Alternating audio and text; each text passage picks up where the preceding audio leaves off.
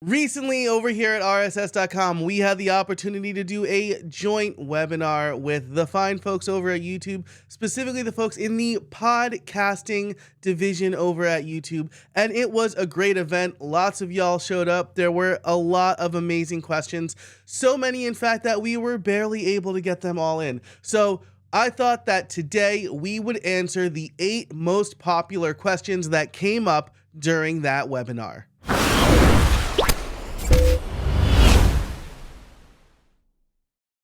Hey everybody, Joe Casabona here. I am the evangelist at RSS.com, and I am really excited to answer the most common questions that came up during the live stream we did with YouTube all around podcasting on YouTube. Now, before I get into this, be sure to like and subscribe to this channel. Let us know if you have any questions about RSS.com and YouTube or podcasting on YouTube, and we'd be happy to answer those as well. But for now, let's get into the most popular questions that came up. Okay, so the first question that came up is, how do I get my YouTube videos made from RSS into, and this is RSS.com, of course, into the podcast section?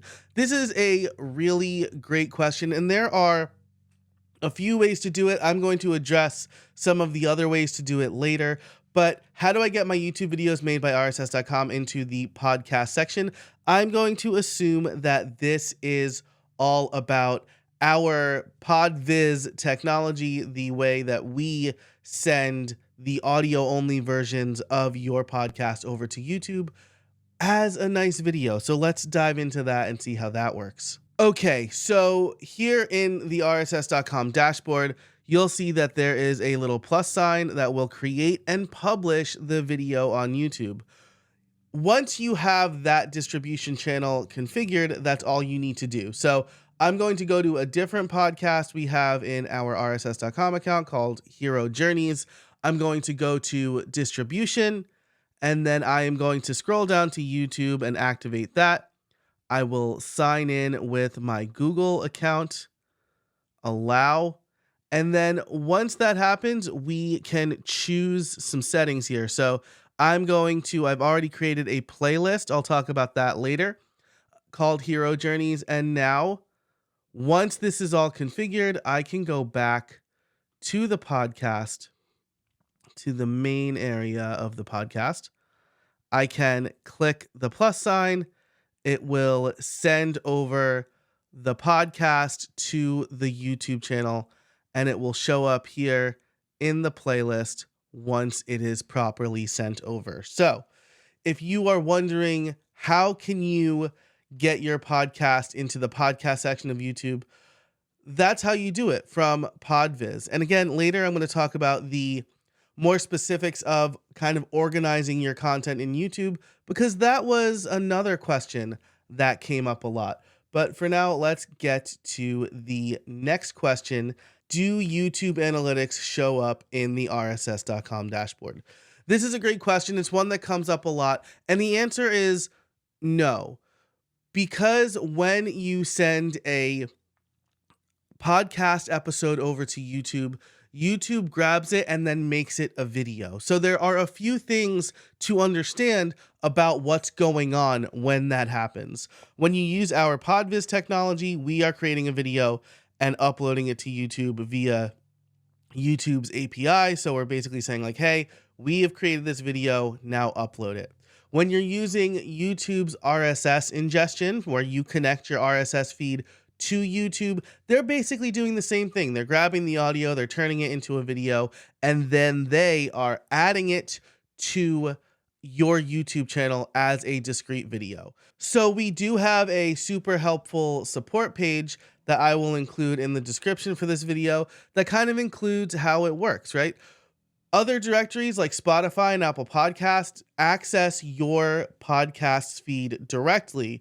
And so every time one of those services hits the RSS feed, we can grab the download information. But YouTube is making a copy, which means that if you want to get podcast analytics, you're going to have to go to your podcast channel, So if I go to our official RSS.com channel here and head over to the Podviz area, you'll see there's a section called playlists, and I can see the analytics specifically for this podcast playlist, the kind of views everything's getting, and the normal analytics that you would see over on YouTube. So that's the way that you would have to access the analytics for your podcast on YouTube. And of course, we have really great analytics here at rss.com, but it's always good to kind of look at some other sources because Apple Podcasts or Spotify or YouTube, they're going to have different analytics that are also good to know, like completion time, listen rates, subscribers versus non-subscribers, information that you can't really get from a service hitting the RSS feed. So we have, again, great analytics. We have really deep local analytics, and we'll tell you what platforms everybody's coming from. But it's good to kind of check around and get as much data as possible when you're podcasting. Now, can you post on YouTube and other podcasts all at the same time? I copied this right from the chat. This is probably other podcast platforms. And yes, you can. So if you don't want to use our dashboard's ability to create a YouTube video, if you just want it all to happen automatically, you can use RSS ingestion inside of YouTube for that. So why don't I go ahead and show you how that works right now. So if I go into our YouTube channel and I go to the Podcasting 101 full episodes playlist where we're publishing our full episodes, you can see that I can connect an RSS feed to the podcast. So if I do this, I would go through, accept the terms and conditions, and give YouTube the RSS feed for this podcast. Then it will automatically grab all of the episodes, and you can choose, like, from this date on, you can choose the full catalog, but then when a new episode is published in your feed, it will go to Apple Podcasts and Spotify and all the other directories, as well as automatically go to YouTube. I will say that there are some pros and cons here. The videos that YouTube generates are not as, let's say, interactive or as visually appealing as the ones that we create at rss.com. We include chapter markers and art. We include a waveform. But if you're looking for the easiest, most automatic way to do it, this is the way to do it. So yes, you can definitely publish and have your RSS feed automatically distribute to everything now, including YouTube. Okay, so next question, and this is a really good one. Do listeners need a YouTube premium subscription to avoid the episode stopping when they leave the app? If you don't have a YouTube premium subscription, you might notice that in YouTube, if you move to a different app, if you go to text somebody, whatever you're playing stops. If you have YouTube Premium, which you pay for monthly, then you can listen kind of passively, right?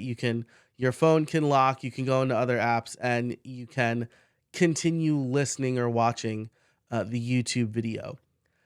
That is, at the time of this recording, still the case for the YouTube app. However, the YouTube Music app, which is the recommended place to listen to and subscribe to podcasts, does not have that limitation. So if people are listening in the YouTube Music app, then they can lock their phone and continue to listen just like they can with any other podcast app.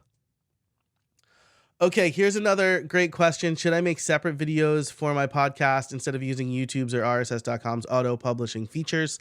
This is totally up to you. It depends on the level of effort that you want to put into your podcast and how interactive you want those videos to be. So if it's just kind of you staring at the screen, maybe the automatic publishing features are better or at least just as good. But if you're doing a conversation where you're switching between different views like I am here, or you have another guest or you're doing a roundtable where the video changes in some way, then maybe you do want to create separate videos and upload them, and then you wouldn't use the auto publishing features. You would still make the podcast playlist, but you would manually upload those videos yourself.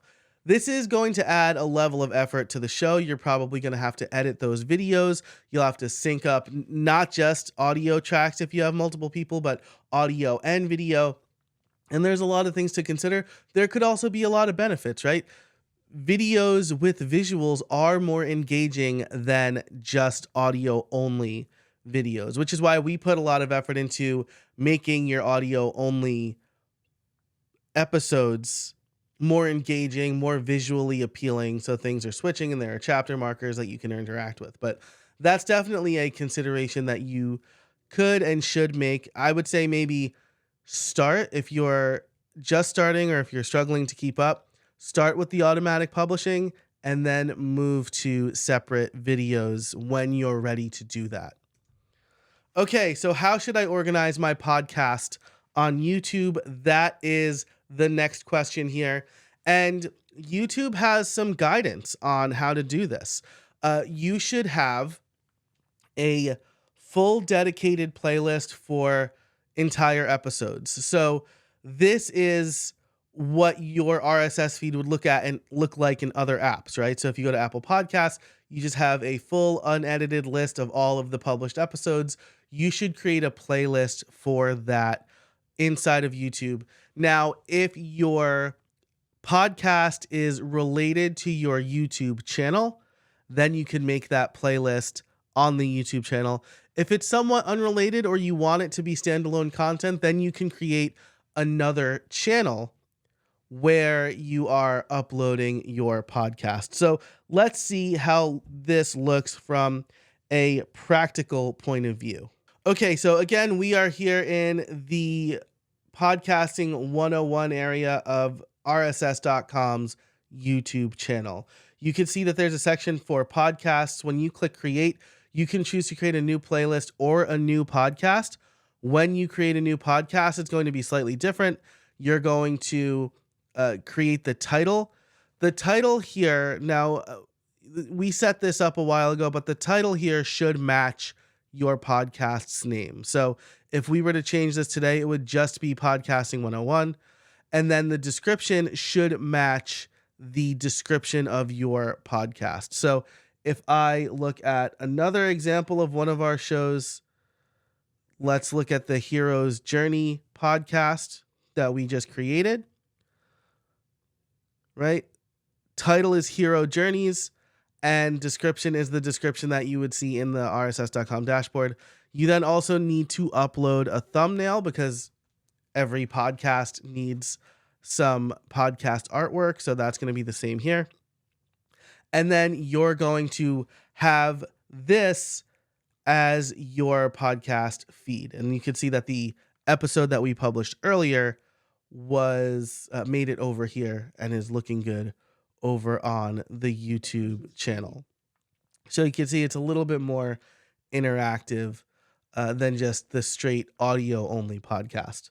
Now, something we did that the guidance hasn't changed on is you could also create a playlist for clips or quick hits. These are the shorts, teasers for the podcast, and you'd have a separate playlist for that as well. But as far as organization goes, you should have a separate playlist that is just the entire feed for your podcast as full episodes. And then if you want to do clips, you would want to put them in a different playlist that is separate from the full episodes. Now, during the live stream, we also got a question about should I not create playlists based on topics? And I would say one of the big benefits of YouTube is you can create multiple playlists. I wouldn't mark those as podcasts though. So you could have a playlist with all the episodes where you talk about heroes in movies, right? If it's Hero Journeys. You could have a playlist where you talk about real life heroes and their journeys, right? But you should have one playlist with all of your episodes in the order they're released, because that is how other podcast apps handle that experience. Okay. So the next question here, this one came up a few times. What are best practices for being found in YouTube search, or how should I manage my titles and descriptions? Now, YouTube does recommend that the title for your podcast episode should match the title in the feed. We want a one-to-one relationship or a one-to-one comparison with what is in the main podcast RSS feed. That said, if you are creating other clips or you're doing additional work, you're going to want to spend time on the titles and thumbnails. And I should say that this is just general advice for how to title your podcast episodes. You shouldn't title them as like episode number : guest name or episode number : just a couple of words. They should still answer a question. This is true whether you're listing on YouTube or just publishing in your podcast feed. And the best thing to do is consider, what is the episode about? How do I entice some curiosity? How do I open a curiosity loop? And name your podcast episode that. So instead of me naming one of my episodes, episode 407, no more membership, right? That's like fine. I might name it why I'm sunsetting my membership, or why my membership was an incredible failure, right? That's going to open a curiosity loop that you then need to deliver on. That's the really important part of the YouTube algorithm, right? Is that people are going to click, but you want those people to stay. And the more people who click and stay helps the algorithm understand what kind of people want to watch this video, and they'll recommend your video more, whether it is a podcast episode or just another video. So those are, best practices for being found in YouTube search, I think, are just best practices for being found in general. Have a compelling title, have a compelling description. If you are going to upload custom thumbnails, which you could do, spend some time on those thumbnails and follow YouTube's best practices to catch the attention of the user, right? And that's going to change based on whenever you're watching this. But, I would recommend looking up some YouTube thumbnail best practices, because that's going to affect if people click through or not. But you still need to deliver on the promise of the title and the thumbnail for people to stay. Okay, what are the do's and don'ts of ads? This came up a bunch of times too, and the way that the YouTube team distilled it, and I will link to a support document in the description for this video as well. But basically, if you are doing a host read ad live in the episode, that's completely fine. But what you can't have is non-host read dynamically inserted ads. And so the way that certain services handle dynamic ads is the ad will be inserted, and then the audio file will be created and sent to the RSS feed. When a new ad enters that episode, what happens is the audio gets rebuilt, and then the RSS feed gets pings the other service to say, hey, this audio file has changed, use the new one instead. The reason that this doesn't work with YouTube is once an episode is uploaded to YouTube, it doesn't change. You cannot change YouTube videos after they are uploaded and published or unlisted. Just once they're on the platform, you cannot edit them. So even if you do have dynamically inserted ads, whatever is in the first run of the episode or the first publish of the episode, that will be in the videos forever. Now, YouTube has a lot of reasons for why you can't have dynamic ads. Part of it is that if you have a monetized channel, they're going to be inserting their own ads as well. So that's the policy. If you want to be safe with this, the convention that YouTube gave during the YouTube team gave during the live stream is, if you are reading it as part of the episode, that's fine. If you are using a service to insert a non-host read ad, you can't do that. That's a violation of the policy. So that's it for this video. We ran through the 8 most popular questions that came through during our fantastic live stream. I want to thank the YouTube team for putting that together with us. It was a fantastic event. I will link to a bunch of resources in the description. Of course, my name is Joe Casabona. I am the evangelist here at RSS.com. Be sure to like this video, subscribe, and let me know down below, are you publishing your episodes to YouTube, and how are you doing it? Thanks so much for watching, and until next time, I'll see you out there.